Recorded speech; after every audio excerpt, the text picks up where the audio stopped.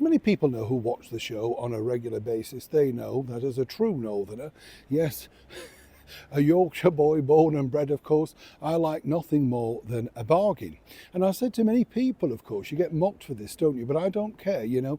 If you go into a store and this thing's reduced and you fancy trying it and it's a reasonable price, why not? It's a great way of finding out if you like the thing, or indeed it's a treat, isn't it? If you think, well, I wouldn't pay that price for it, but you know what I mean? It's kind of like the sort of thing, well, why not?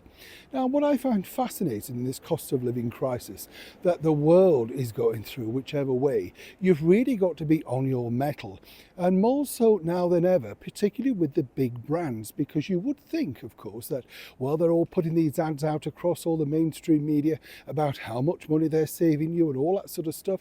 Well, you could trust them, but you see, you can't. Let me explain.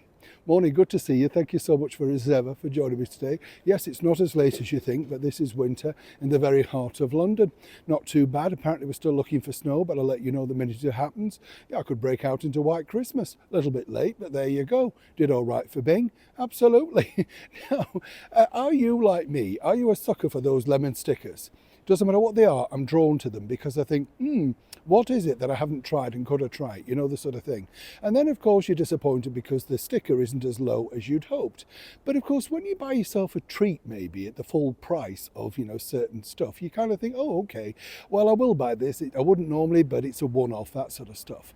Now, this is what's happened to me over the last few days. And I'm telling this to the chums because be alert. This is really important. When you think about it, as I say, you go shopping and you think, okay, that's a bit pricey, but why not? Now, in this particular instance, I decided to treat myself to a packet of biscuits, digestive biscuits, right? I know they don't have jammies in this particular store. But what was interesting was, as you can see, the price on the shelf is 90p. When I go to the till, suddenly it's 95. Now, here's where it gets really interesting because I alerted the assistant, well, look, you know, she couldn't really speak English, looked totally disinterested. So I said, well, I need a refund. Still didn't understand. So I said, look, bring the manager. Eventually the manager comes over, and this is in a leading store, Marks and Spencer's.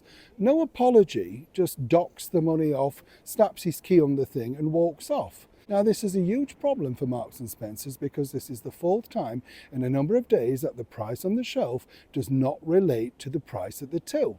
Now, you know, you might think, well, it's just 5p, Neil, what does it matter? Look, if you had a lot of items going through the till that somebody was putting them through, and you didn't notice that, that's a lot of money that they're creaming off. Now, you might say, well, this is just a simple error.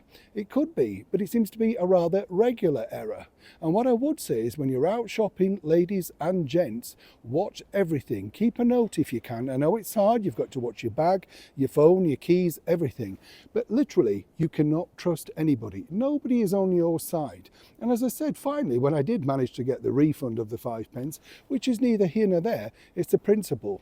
Did I receive an apology? No. Almost a mocking thing of 5p. As I say, that adds up.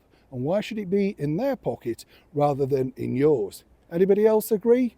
By the way, kind of put me off having a cup of tea with the biscuits. I'll let you know how we get on. Neil Shawn in the very heart of London.